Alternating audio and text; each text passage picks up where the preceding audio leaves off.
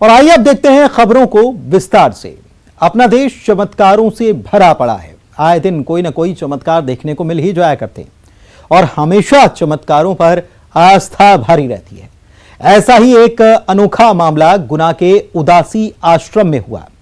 कहा जा रहा है कि यहां पर शिवलिंग पर बेल पत्र के पेड़ से दूध टपक रहा है और दूध नुमा ये पदार्थ सीधा भगवान के शिवलिंग पर जाकर गिर रहा है। जैसे इस बात की खबर आसपास के लोगों को लगी, लोगों ने इसे चमत्कार माना और इसे देखने के लिए पहुंच गए उदासी आश्रम। उनकी नजर में यह आस्था वाला चमत्कार है, लेकिन सवाल यह कि इसका कोई वैज्ञानिक आधार भी होगा।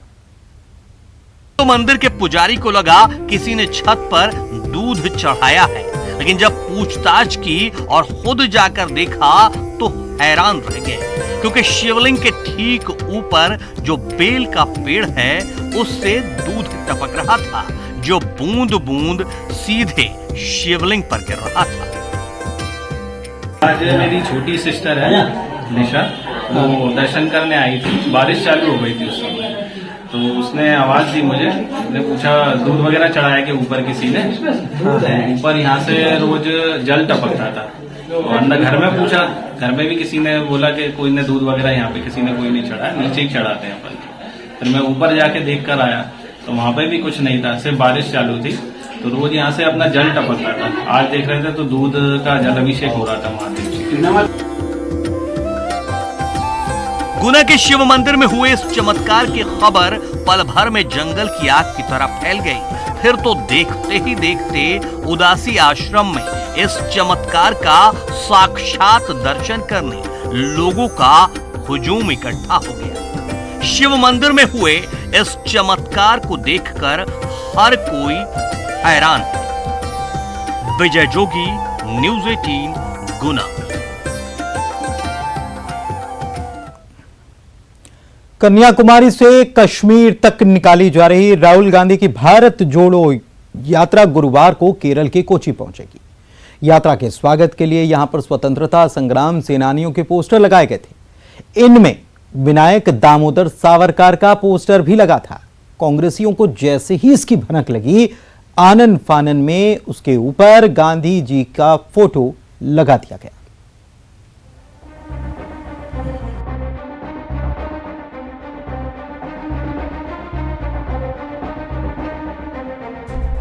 ये केरल के एर्नाकुलम की तस्वीरें हैं। राहुल गांधी की भारत जोड़ो यात्रा की तैयारी चल रही है। ये एर्नाकुलम का अलुवा इलाका है, जहां सड़क के दोनों ओर भारत जोड़ो यात्रा के स्वागत के लिए स्वतंत्रता सेनानियों की तस्वीरों वाले बड़े बड़े फ्लैक्स लगाए गए थे। लेकिन यहां जो कुछ भी हो रहा है वो आपको हैरान कर सकता है। इस फ्लैक्स की किसी तस्वीर को छुपाने की कोशिश की जा रही है। इन तस्वीरों में जो कुछ हो रहा है, चलिए इसकी पूरी कहानी बता देते हैं। दरअसल 7 सितंबर को कन्याकुमारी से शुरू हुई यात्रा गुरुवार को कोची पहुंचेगी। यात्रा के स्वागत के लिए यहां लंबे लंबे बैनर लगाए गए हैं, जिसमें स्वतंत्रता संग्राम सेनानियों की फोटो है। एक बैनर में गोविंद वल्लभ पंत और चंद्रशेखर आजाद की फोटो के बीच में विनायक दामोदर सावरकर की भी फोटो लगी थी। जैसे ही उसकी भनक कांग्रेसियों को लगी, तुरंत गांधी जी का एक पोस्टर मंगाया गया और सावरकर की फोटो के ऊपर लगा दिया।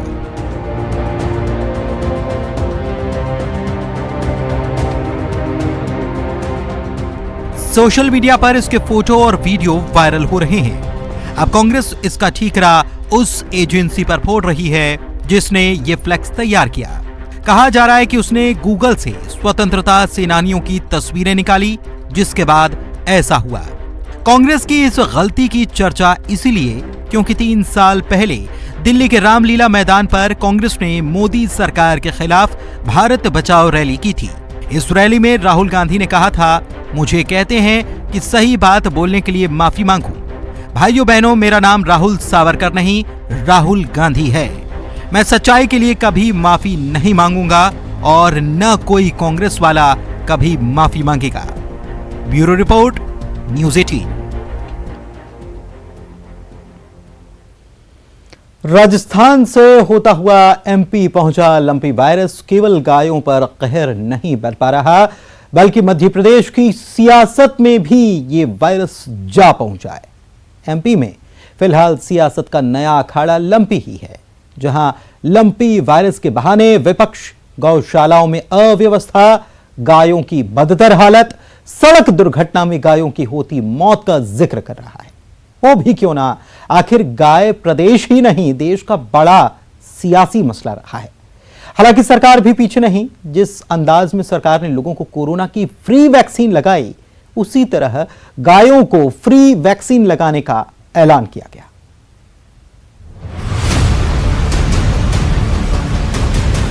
लंपी के लपेटे में है मध्य प्रदेश की सियासत। वायरस तो काफी पहले से एक्टिव था, लेकिन सियासत अब एक्टिव हुई है। लंपी में राजनीति का छौंका लगने से पहले सरकार भी वायरस पर सक्रिय हो गई। दर्जन भर फैसले ले लिए। मुख्यमंत्री ने ऐलान कर दिया कि पशुओं को लंपी वायरस से बचाने मुफ्त टीका लगाया जाएगा। अधिकारियों को वायरस से निपटने निर्देशित भी कर दिया। एक बार मन में रहता कि गंभीर नहीं है, बीमारी तो गंभीर है, इसको बहुत गंभीरता से लेने की जरूरत है। जैसे कोविड के खिलाफ हम लड़े थे, वैसे ही पशुओं का जीवन बचाने के लिए हम ये लंपी वायरस से लड़ेंगे। अब विपक्ष भी लंपी वायरस को लेकर हमलावर है। पीसीसी चीफ कमलनाथ ने गंभीर आरोपों के साथ सरकार को घेरने की कोशिश की। प्रदेश की गौशालाओं की गौमाताओं की याद दिला रहे हैं कमलनाथ। आरोप कि हजारों गौमाताओं की मौत हो चुकी है, लेकिन सरकार का इस ओर ध्यान ही नहीं। उधर पूर्व मंत्री जीतू पटवारी ने भी मुख्यमंत्री को पत्र लिख लंपी वायरस से पशुओं की मौत का जिक्र किया है। सैकड़ों गौमाता की मौत हो चुकी, अभी भी आंकड़े दबाए जा रहे हैं। हमारा कहना ये आंकड़ा छोटा है, इससे ज्यादा गौमाताओं की मौत हो चुकी। एक एक जिले के अंदर 100 गायों की मौत हो चुकी और ये टोटल आंकड़ा 101 का बता रहे हैं। अब टीके फ्री की बात कर रहे हैं, अब समीक्षा कर रहे हैं। ये कदम पहले उठाना चाहिए था, क्योंकि हमने कई राज्यों की स्थिति देखी है। वहीं पशुपालन मंत्री प्रेम सिंह पटेल बीमारी से निपटने की तैयारियों का जिक्र करते हुए कांग्रेस के आरोपों का भी जवाब देते हैं। जब हम लोग गौ माता की बात करते थे तो कांग्रेसी तो उल्टी बातें करते थे, ये इस प्रकार से ये है वो है। हम लोग तो इस प्रकार से बात नहीं करते। देखो, इलाज भारतीय जनता पार्टी कभी कसर नहीं रखेगी और इलाज करवाने के लिए आज हम लोगों ने इसीलिए सभी प्रदेश के डॉक्टरों को बुलाकर आदेशित किया है। किस तरीके के आदेश जारी किए गए हैं, कुछ अगर आप बता सकें। गौ माता बचाना है, सभी अपनी टीम को लगाकर इलाज करें, ये आदेशित किया। और क्या करेंगे। और एमपी के 26 जिलों तक पैर पसार चुके लंपी वायरस का शिकार खासतौर से गाय हो रही हैं। गाय की मौत का मसला धार्मिक और भावनात्मक दोनों है, सो विपक्ष को भी यही तान छेड़ना सियासी लिहाज से ज्यादा मुफीद लगता है। अब गाय से होते हुए सियासत में पहुंचे वायरस के सियासी वेरिएंट पर सरकार कैसे काबू पाती है, देखना दिलचस्प होगा। भोपाल से अनुराग श्रीवास्तव, शरद श्रीवास्तव के साथ bureau report, news 18, Madhya Pradesh, Chhattisgarh.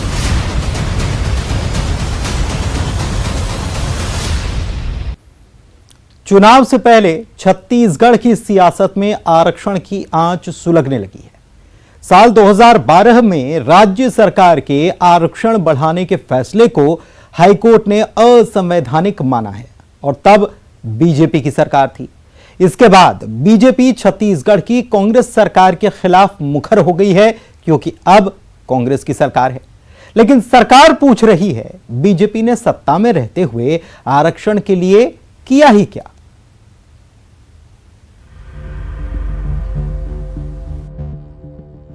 Chhattisgarh में आने वाले साल में विधानसभा का चुनाव होना है और इससे ठीक पहले प्रदेश के सियासत में आरक्षण की आंच सुलगने लगी है। साल 2012 में राज्य सरकार के आरक्षण बढ़ाने के फैसले को हाईकोर्ट ने असंवैधानिक माना है, जिसके बाद बीजेपी राज्य की कांग्रेस सरकार के खिलाफ मुखर हो गई है।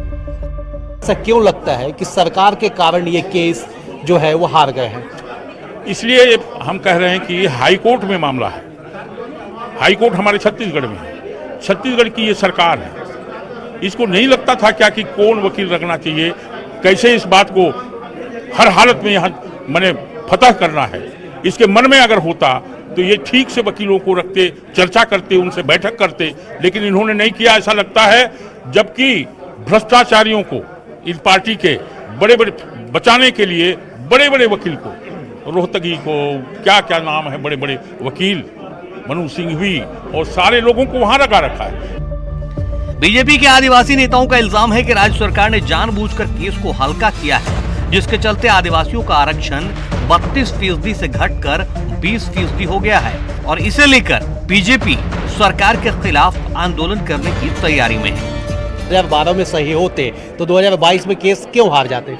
देखिए, सवाल ये है, वकील महंगे और कम महंगे, सवाल ये नहीं है। बराबर सरकार को उनके साथ चर्चा करनी चाहिए, किस स्थिति में है, कहां पर हैं, उसके संज्ञान में लेते रहना चाहिए।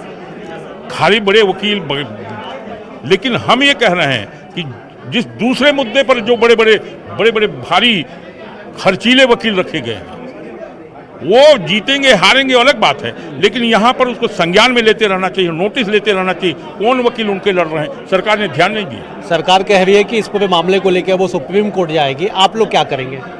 देखिए, हम तो जिम्मेदारी सरकार को मानते हैं, वो कहाँ जाएगी, क्या करेगी, उनका काम है, लेकिन आज तो नुकसान हो गया ना। आगे चल करके तुम क्या करोगे, क्या नहीं करोगे, ये प्रदेश पूछेगा। मौसम चुनाव का है और सरकार जनता का मिजाज जानती है, लिहाजा खुद सीएम भूपेश बघेल बीजेपी के आरोपों का जवाब देने सामने आए। कहा, इल्जाम लगाने वाली बीजेपी ने 58% आरक्षण बिना तैयारी के किया, जिसका नतीजा अब सामने आया है। जनता को नुकसान होगा क्योंकि जनसंख्या के आधार पर राज्य में आरक्षण नहीं मिला है, इसलिए सरकार सुप्रीम कोर्ट जाएगी। भारतीय जनता पार्टी सरकार ने 58% किया, तो बिना तैयारी कर दी है, कोर्ट में लंबित था 10 साल पहले, 10 साल से ऊपर हो गया, 2011 में शायद लागू किया था, आज 11-12 साल हो गए, बिना तैयारी को किए। आज कोर्ट का फैसला है, क्योंकि उस आधार पे उन्होंने किया है तो उसको रिवर्ट कर दिया। तो ये बात बिल्कुल सही है कि इससे यहाँ के लोगों को नुकसान है, यहाँ की जो जनसंख्या उसके आधार पे उसको आरक्षण नहीं दिया गया, लेकिन भारतीय जनता पार्टी बिना तैयारी के उसको लागू कर दिए थे, जिसका खामियाजा भुगतना पड़ा। हम उसका अध्ययन करके फिर उच्चतम न्यायालय जाएंगे। बीजेपी का एक और इल्जाम है कि हाईकोर्ट में सरकार ने बड़े वकीलों के साथ केस की पैरवी नहीं की, जिसके चलते हाईकोर्ट ने 58% आरक्षण खत्म कर दिया। बीजेपी के इस इल्जाम पर भी सीएम बघेल ने पलटवार किया है कि बीजेपी जवाब दे कि अपने कार्यकाल में उसने कितने बड़े वकीलों से केस की पैरवी करवाई। भारतीय जनता पार्टी इसके पहले उसे निकाल के देख ली कितने वकील कब तक खड़ा किए हैं। तो यदि वैसी की बात है तो ये वो बताएं, इसके पहले वो खुद खड़ा किए नहीं किए अपनी सरकार के समय, 15 साल रहे हैं, कितने वकीलों को खड़ा किए हैं वो बता दें। जाहिर है बात सिर्फ आरक्षण तक सीमित नहीं है, मुद्दा चुनावी है, क्योंकि 1 साल बाद सूबे में चुनाव होने वाले हैं। ऐसे में कोई भी पार्टी आरक्षण के मुद्दे पर अपने सिर इल्जाम लेकर जनता को नाराज नहीं करना चाहती, इसलिए आरोप प्रत्यारोप का यह सिलसिला अभी लंबा चलेगा। अवधेश मिश्रा के साथ bureau report, news 18 Madhya Pradesh Chhattisgarh. तो मामला दरअसल सिर्फ ये नहीं है कि हाईकोर्ट का आदेश इस आरक्षण के मामले को लेकर आ गया है और हाईकोर्ट ने कह दिया है कि जो आरक्षण आपने लागू किया था, उस वक्त की सरकार ने लागू किया था, वो गलत था, अब वापस आपको पुराने पर जाना होगा। बल्कि साथ ही साथ मसला ये भी है कि वर्तमान सरकार जो है वो ओबीसी को 27% आरक्षण देने का वायदा कर चुकी है और ऐसे में क्या ये मामला भी कोर्ट के इस दायरे में आता है, क्योंकि अब सरकार ये भी कह रही है कि तत्कालीन सरकार ने जो आरक्षण था उसको बढ़ाया जरूर था, लेकिन एक कोटे में कमी करते हुए 12% कर दिया था। अब ये देखना है कि इस मामले पर सियासत कितनी होती है, कानूनी लड़ाई कितनी होती है, सुप्रीम कोर्ट में सरकार क्या दलील देती है, कितनी तैयारी के साथ देती है। इसी के साथ इस बुलेटिन में इतना ही। नमस्कार।